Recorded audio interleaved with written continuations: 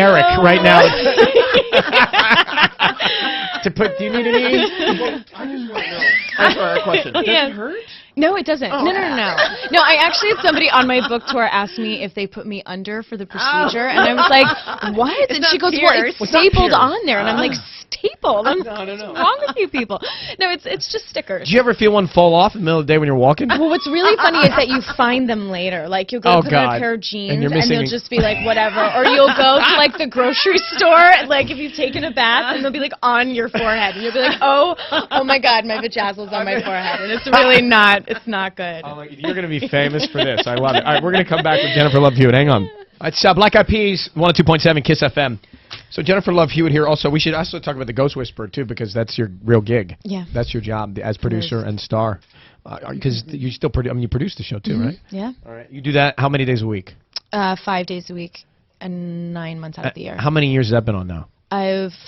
And what time is that on Fridays? Friday nights at 8 o'clock. Friday nights at 8. It's like a quiz. No, I know. No, I was just making sure it didn't compete with Jamie Oliver. That's all. I was just checking. We're on at 9. I love Jamie Oliver. Such a nice man. I just met him on my book tour, and he is the sweetest guy. He's a good guy. Yeah, really. You know, he vajazzle-dazzles.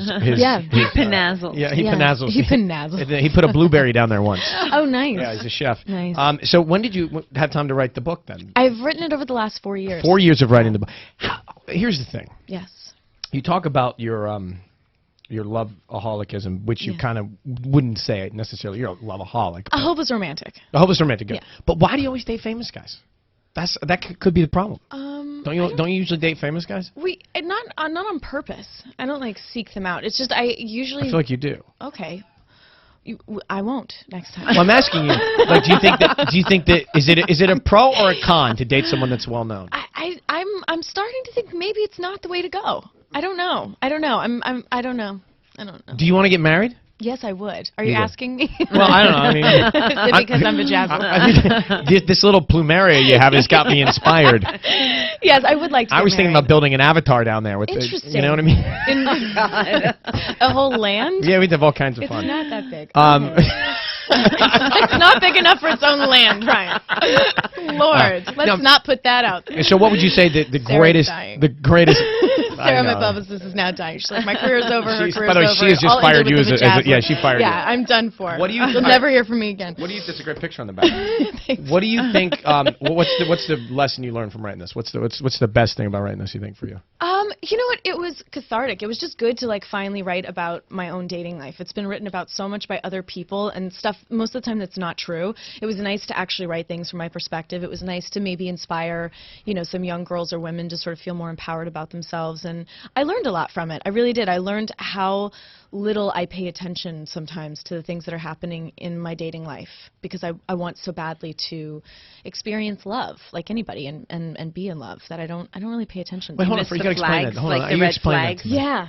It's the number one thing red flag. Yeah, it's the number one thing I talk about in the book is that I really did learn that men, and I think women too, will show you who they are and who they're going to be in a relationship within the first 6 dates.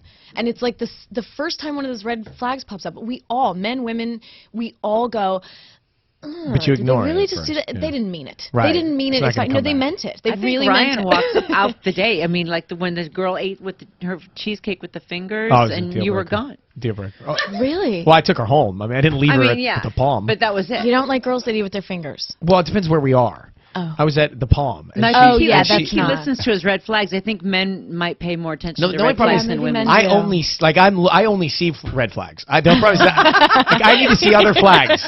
I only see I have an issue with seeing too many red. My issue is that I always see red flags. Oh. And you know what I mean? And Why do you do that? I don't know. You tell me. You're the doctor here. You're the one that wrote the book. I don't know. But you need to pajazzle yourself. But I need to pajazzle myself? Mm-hmm. Do you think that I'm just thinking about, do you think that you are this type of romantic, or did you say, how'd you describe, you said hopeless romantic, but did you say you had trouble recognizing things in a relationship? Yes. Recognizing the bad things, you mean? Just paying attention to the red flags, really. Okay, so is that because you were always so busy? Because I feel like your whole life you've been career driven and Yeah, work driven. but I think it was more just maybe my my being naive and just assuming that people would change and they don't. People don't really change, and you don't really want to be in a relationship with somebody you have to change. You kind of want to be with somebody who's just okay as they are. I mean, I think there's compromises, but I've always sort of in relationships gone, oh, well, that person will change that big thing that hurts me or whatever. They don't do that, and I really had to learn that, and I learned that by writing the book. So have you ever been cheated on? Yes, a lot. Really? Yeah, a lot. and it's brutal. How'd you find out? Once I found out on television. That was awesome. Shut up. You could picture somebody? Yeah, it was great. Yeah. And another time I found them together. That was... You walked in on them? Yeah. Did you know the girl? It was, yeah. You knew her? It was a friend of yours? That was a real... Woo! Backstabber? Yeah. And they're a friend of yours? God. Yeah. Somebody that I had known, yeah. That was not good. And then Not another from one Party I of just Five. sort of had... No. Okay. And then another one I sort of had a feeling about, and I found phone stuff, which was... Oh, texting is something you talk about. Yeah. Dennis, can I ask about texting? Yeah. All right, I feel like we have to wrap, but Yeah. all right, texting. Because you talk The about texting, a I think little you have to cut off pretty quick. What do you mean? It says do it once or twice, but don't get addicted to it. Go face to face. Yeah, well, because you can create a whole different persona than who you actually are, and your friends can help you write things back, or Yeah, their and friends then can they help, show it and to then you don't people. know who you're really doing. Then you can get the bad scenario, which is that text messages do stay and can be found later. I'm a little worried about that. Yeah, and things Yeah. like that. And also, I just feel like guys can be texting you like 100 different while people. they're on a date, Yeah, I like know, the yeah, hot girl right, who right. actually showed up that night. You know what I mean? Yeah, and that's not good. That you may be You right do that, about don't you? I don't do that, but I promise?